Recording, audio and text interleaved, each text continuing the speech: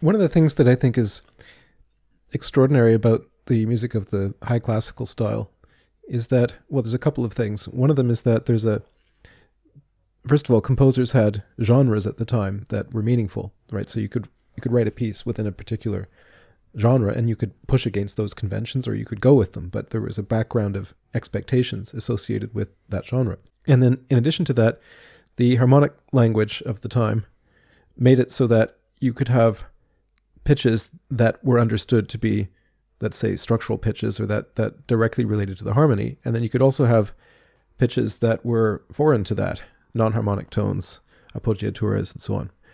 And there's, in both instances, there's a kind of background layer of expectation of what would normally happen. And then you can push that to some degree.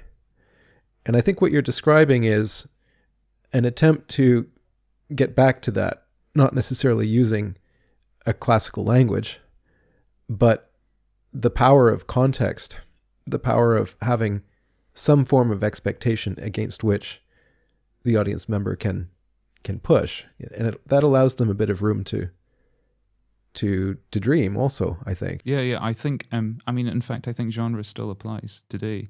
And I think actually that a genre, as we sort of think of it, often in musical terms, is sort of far too rigidly box-like, and that actually genre applies in all sorts of, like the principle of genre, the categorizational principle that we use in order to understand the world, because the world is far too complex perceptually for us to take everything in, so we simplify things, so we categorize things.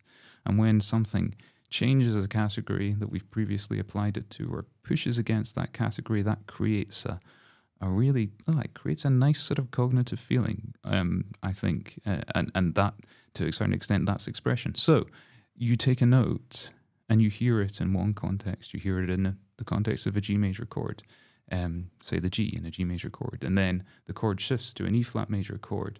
That change of context has an almost sort of physical, for me anyway, a kind of physical response, that sort of reframing of what you've heard there.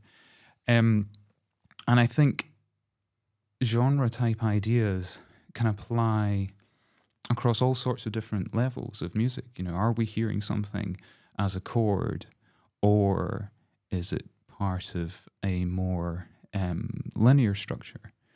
We can play with those boundaries. Is it a chord where each note is important, or is it more of a sort of harmonic field or a texture? You can move to that.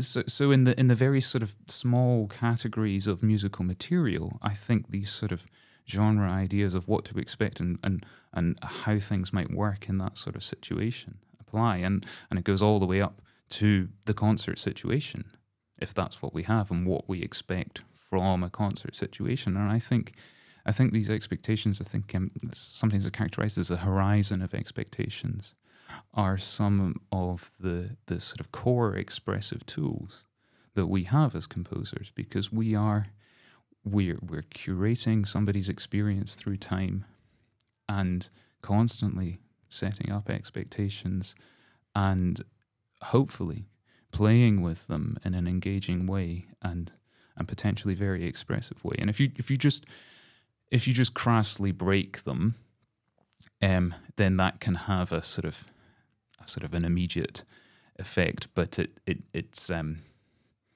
sort of almost dead. You have that little explosion and there's nothing from that. But if you're sort of pushing things, then you create interesting tensions. And I think you're absolutely right to say it's these plays of expectation. And I think one of the challenges as composers is what sorts of things can we expect from an audience to bring to bring to a piece. You know, if you build a piece purely out of quotation, say, then its effect very much will depend on having a shared hinterland where we all might know what those quotations are, and for somebody who doesn't, it would fall flat. So So we're all always writing within and for a culture, and sensitivity to that, I think, has a big impact on the sorts of things that are available to you as a composer. But within the piece, I think within the piece, we're setting up these little rules, little contracts, little expectations that we're constantly pushing against to create these expressive frissions, which again is fun.